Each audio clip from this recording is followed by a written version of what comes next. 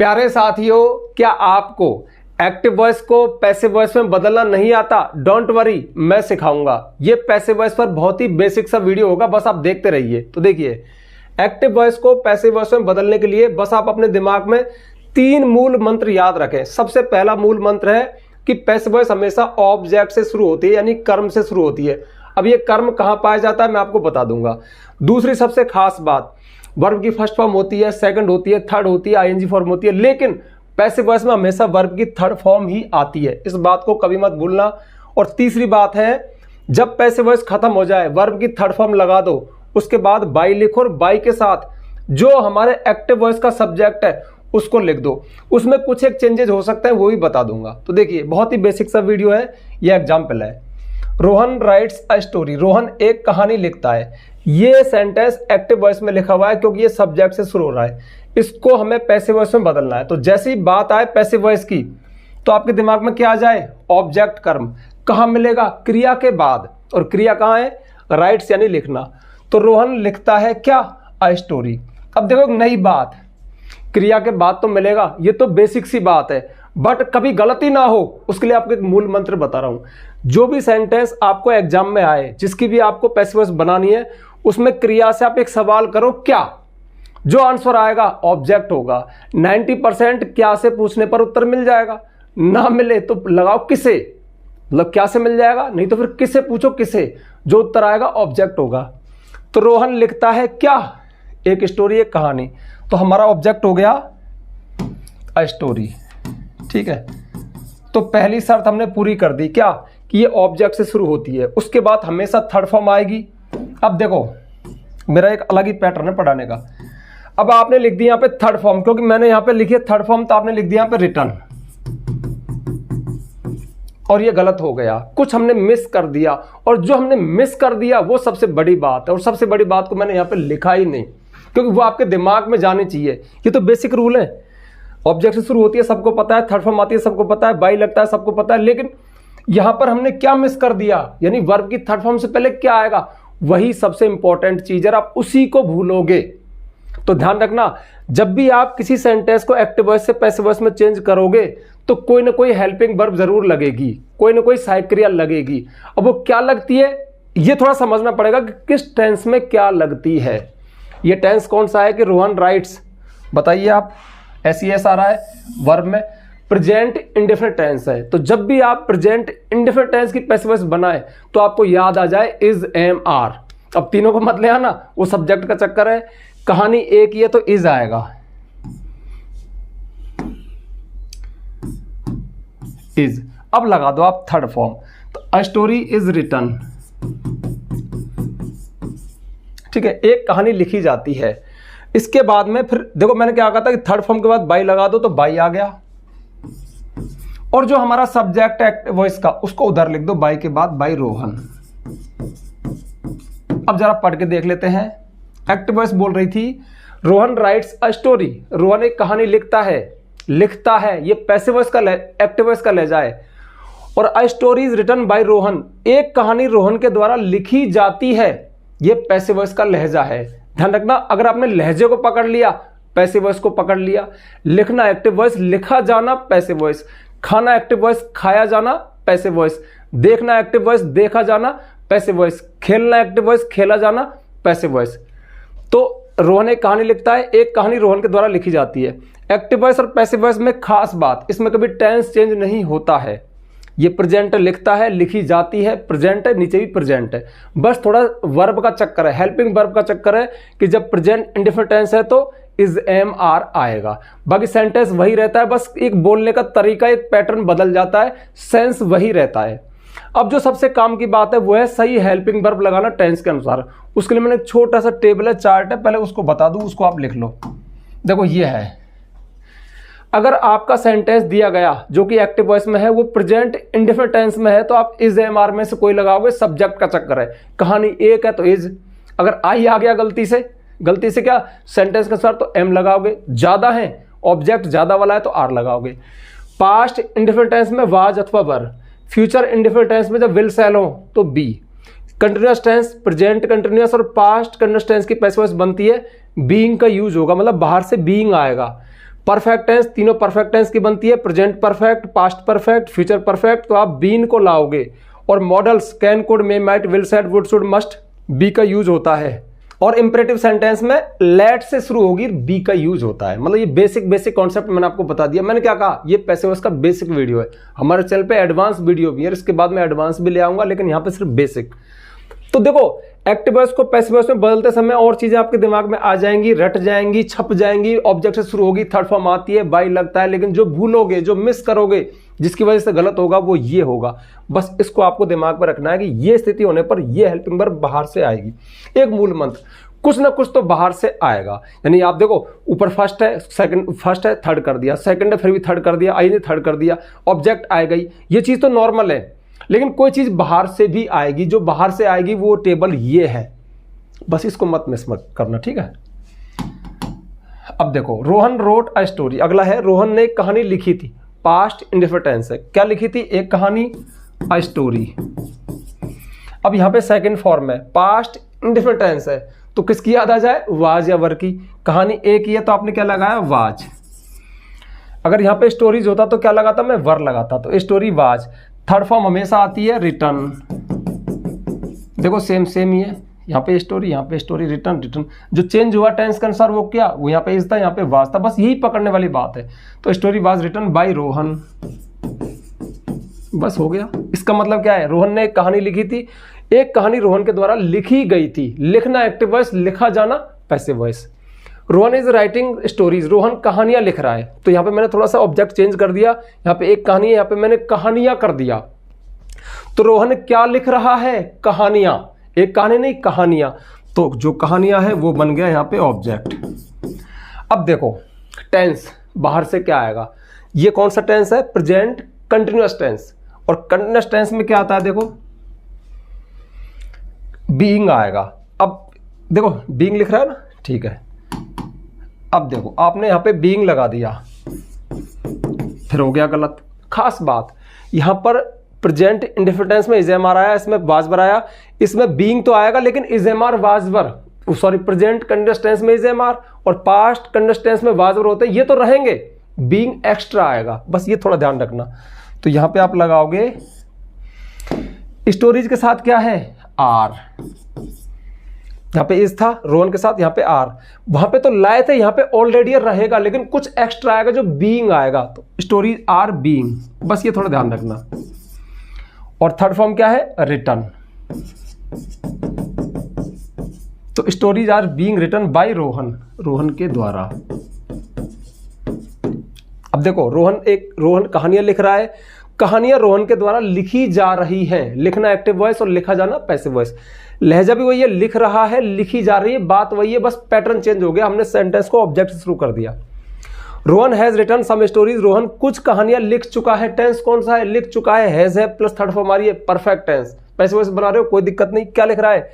अब देखो, कहानियां लिख रहा है या कुछ कहानियां? मैंने ऑब्जेक्ट को थोड़ा बड़ा कर दिया। रोहन लिख चुका है, सॉरी, रोहन लिख चुका है क्या?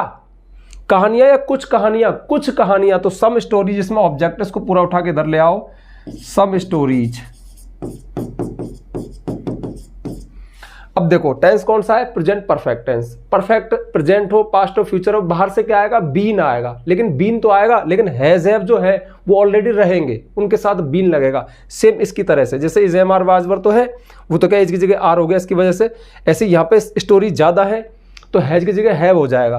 यहाँ पे लिख दिया हैव। और बाहर से क्या लाओगे? बीन। देखो टेबल में ये रहा बीन। परफेक्ट टेंस में तीनों में बीन बाहर से आएगा। कोई चीज बाहर से आती है। तो सम स्टोरीज हैव बीन। अब थर्ड फॉर्म क्या है? रिटर्न। और यहां भी रिटर्न है, क्यों? क्योंकि परफेक्ट टेंस में थर्ड फॉर्म आती है। अब पैसे में भी थर्ड फॉर्म आती है, तो सेम टू सेम लिख दिया हमने, बाय रोहन, रोहन के द्वारा। अब जरा इसको पढ़ के देख लेते हैं। रोहन कुछ कहानियां लिख चुका है। कुछ कहानियां रोहन के द्वारा लिखी जा चुकी हैं। लिखना एक्टिव वॉइस, लिखा जाना पैसिव वॉइस। टेंस भी चेंज नहीं हुआ, ठीक है। प्रेजेंट है, प्रेजेंट है। कुछ बच्चे क्या करते हैं कि डायरेक्ट टू इनडायरेक्ट में चेंज करते हैं ना, तब प्रेजेंट को पास्ट में चेंज करते हैं, वही चीज यहां पे कर देते हैं, गलत। वो रिपोर्टेड स्पीच में होता है। डायरेक्ट को इनडायरेक्ट में चेंज करने पर टेंस चेंज होता है, प्रेजेंट का पास्ट। यहाँ पे अगर हैज है तो हैड हो जाता, इसे हमारे तो वाजबर हो जाता है, लेकिन इसमें टेंस चेंज नहीं होता, कोई चीज़ बाहर से आती है। बस ये टेबल तीसरी वाली जो लास्ट में, उसको अच्छे से पढ़ लेना, ठीक है। तो ये तो इसका बेसिक हो गया। अब कुछ एग्जाम्पल मैं आपको बता रहा हूँ, लेकिन आगे बढ़ने से पहले छोटी सी जानकारी दे दूँ, बस थोड़ा सा समय लगेगा। जानकारी ये है, यदि आपको हमारे द्वारा पढ़ाई गई इंग्लिश ग्रामर समझ में आती है, पसंद आती है, भरोसा मिलता है कि हम सीख सकते हैं, और आपको सारी ग्रामर सीक्वेंस में चाहिए, तो ये चीज़ अवेलेबल है। आप प्ले स्टोर पर जाइए, महेश गुरुजी ऐप है हमारा एक, उसको डाउनलोड करना, रजिस्टर करना, पेड कोर्स में जाना। 2-3 कोर्स है। सबसे पहला कोर्स है जो अभी हाल ही में बनाया है, इंग्लिश राइटिंग कोर्स, यानी अंग्रेजी लिखना कैसे सीखें। उसमें हमने बड़े प्यार से, बहुत आराम से इंग्लिश लिखना सिखाया है, सेंटेंस बनाना सिखाया है, सेंटेंस का अरेंजमेंट कैसे होता है, जरूरी ग्रामर करवाइए, साथ में राइटिंग सेक्शन भी है, स्टोरी राइटिंग, लेटर राइटिंग, ऐसे राइटिंग, रिपोर्ट राइटिंग, वो भी है। कोई स्टूडेंट है तो उसको बाई कर सकता है, स्टूडेंट नहीं है वो भी बाई कर सकता है। कोई यूपीएससी की तैयारी कर रहा है या किसी को तो लिखना सीख जाएगा। हर वीडियो के साथ पीडीएफ नोट्स भी है। दूसरा है complete English grammar course basic to advance, सारी इंग्लिश ग्रामर को, सारे टॉपिक्स को सीक्वेंस में करवाया विद पीडीएफ नोट्स। सबसे खास बात, उन कोर्सेज के वीडियो, वो कोर्स यूट्यूब पे नहीं है, वो अलग से तैयार किए, इसलिए थोड़ी सी फीस है। आप चाहे तो उन कोर्सेज को बाई कर सकते हैं, ज्वाइन कर सकते हैं। नहीं करना बिल्कुल मत करना, मैं किसी को फोर्स नहीं करता। बड़े प्यार से सीख रहे हो ना, ये बेसिक है, ये एडवांस लेवल पे भी है, वो कभी और करा देंगे, ठीक है। तो अब बढ़ते हैं आगे, कुछ एग्जाम्पल और सॉल्व करते हैं। देखिए, आई कैन स्पीक इंग्लिश, मैं अंग्रेजी बोल सकता हूँ। एक्टिव वॉइस है, पैसिव वॉइस में चेंज करना है। तो मैं बोल सकता हूँ क्या, इंग्लिश। क्या के जवाब में जो आएगा वो ऑब्जेक्ट होगा, तो इंग्लिश। अब ये सेंटेंस कहाँ से उठाया मैंने, कैन क्या है, मॉडल, मॉडल वाला है, तो मॉडल तो ऑलरेडी रहेगा, लेकिन मॉडल में क्या आएगा, बी। देखो मॉडल्स में बी आएगा, तो आपने लगा दिया इसके साथ be. Can be, English can be, और थर्ड फॉर्म स्पीक की स्पोकन बाई। अब देखो वहां पे रोहन का मैंने रोहन लिखा था, लेकिन अगर आई आ जाए तो उसको आई का आई नहीं लिखते, आई को मी में चेंज करना है, क्योंकि मी ऑब्जेक्टिव फॉर्म आती है, बाई के बाद हमेशा ऑब्जेक्टिव फॉर्म आएगी। रोहन, रोहन्स, रोहन, नाम की ऑब्जेक्टिव फॉर्म नाम ही होती है, लेकिन आई की ऑब्जेक्टिव फॉर्म क्या है, आई, माई, मी, ठीक है। जैसे ही है तो ही के लिए क्या लिखोगे, हिम, ही, हिज, हिम। सी के लिए क्या लिखोगे, सी आ जाए तो सी, हर, हर, ठीक है। यू के लिए यू, योवर, यू, और दे के लिए क्या लिखोगे, देम। बस थोड़ी सी बात है, इसको दिमाग में वैसे रख लेना। तो English can be spoken by me, English मेरे द्वारा बोली जा सकती है। सी डू नॉट लाइक मी, वह मुझे पसंद नहीं करती। सी डू नॉट लाइक, वह पसंद नहीं करती। क्या, कोई उत्तर नहीं आया, लेकिन मैंने एक दूसरा मूल मंत्र और बताया कि क्या से उत्तर ना आए तो किसे पूछो। वह पसंद करती है, क्या यहाँ पे होता, जैसे कि मूवी होता, फ्लावर होता, साड़ी होता, कपड़ा होता, तो क्या में आता, लेकिन वह पसंद नहीं करती, क्या, कोई नहीं, किसे, मुझे। तो किसे में भी पूछ के आंसर आ सकता है, जैसे आ गया मी। अब एक खास बात, यहाँ पे आई को आपने मी में चेंज किया था, ठीक है, मतलब लास्ट में ऑब्जेक्टिव फॉर्म आती है। अब जब मी यहाँ पे ऑब्जेक्ट है, ये इधर आएगा तो आप मी लिखोगे क्या, मी कभी सब्जेक्ट होता है क्या, नहीं होता। सब्जेक्ट क्या होता है, मी की फर्स्ट फॉर्म क्या है, सब्जेक्टिव फॉर्म क्या है, आई।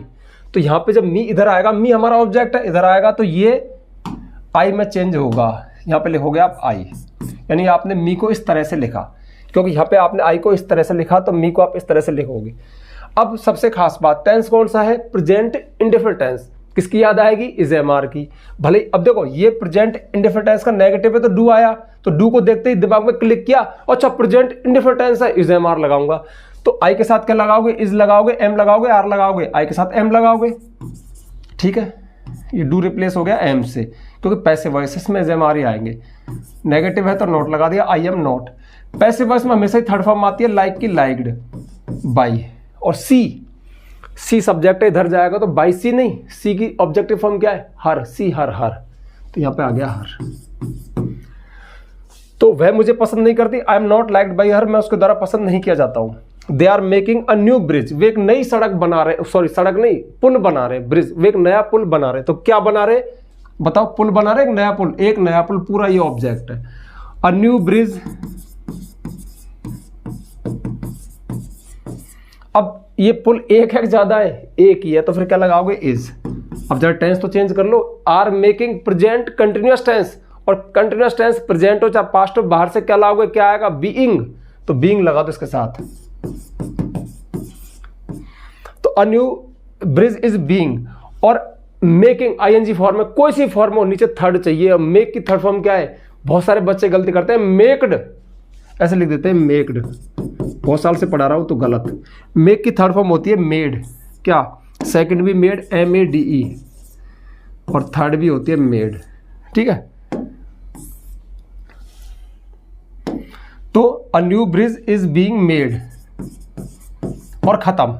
बाय देम मत लिखो, अच्छा लिखना चाहते हो तो लिख दो, लेकिन नहीं लिखा जाता। सब्जेक्ट हमेशा देखो, आप बाय के बाद सब्जेक्ट को हमेशा तभी लिखते हो जब वो कोई एक हो, रोहन हो, अनीता हो, कविता हो, ही हो, सी हो, आई हो, ज्यादातर।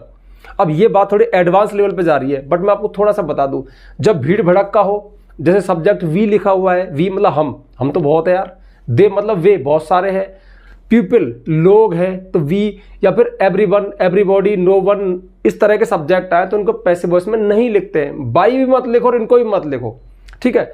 अब ये चीज एडवांस लेवल पे आती है, बट आप थोड़े चौंक गए कि यार क्या करूं, मैं तो फंस गया, सर ने अब बहुत अच्छा बता रहे थे, ये क्या पेस्ट डाल दिया, और लिख देना तुम, इससे गलत नहीं होती, क्योंकि पैसिव वॉइस तो यहां तक बन चुकी, एक नया पुल बनाया जा रहा है, ये पैसिव वॉइस का लहजा है। अब किसके द्वारा, बाई देम, उनके द्वारा, बाई देम लिख दोगे, थोड़ा सा मिस्टेक है, थोड़ा सा मतलब एक अच्छा पैसिव वॉइस नहीं है, बाकी इसको मत लिखो आप, क्यों, क्योंकि लोगों को पुल चाहिए, कोई बनाए। लेकिन यहाँ पे अब देखो, आप इसे बाई भी नहीं लगाते, अंग्रेजी बोली जा सकती है, जानने की आवश्यकता है किसके द्वारा, मेरे द्वारा, ठीक है।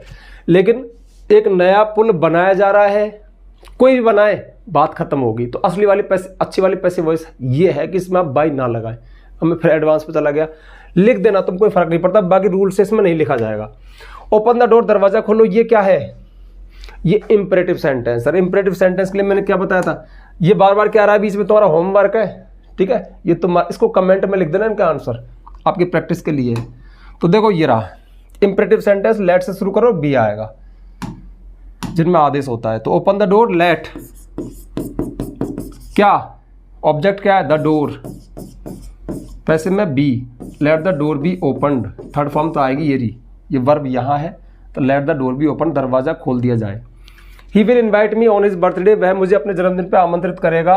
तो ही विल इन्वाइट, वह इन्वाइट करेगा, क्या, कोई आंसर नहीं आया, किसे, मुझे करेगा। तो ऑब्जेक्ट क्या है, मी इधर आएगा तो आई में, अब आई के साथ क्या लगाओगे, विल, आई विल। अब विल सेल के साथ फ्यूचर में देखो क्या आएगा, फ्यूचर बी आएगा, तो यहाँ पे बी लगा दो। तो I will be,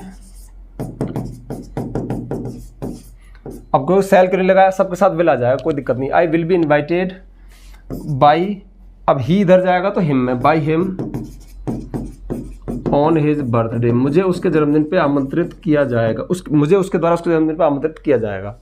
I am going to start a new business, मैं एक नया बिजनेस शुरू करने जा रहा हूं। तो मैं क्या शुरू करने जा रहा हूं, एक नया बिजनेस, अ न्यू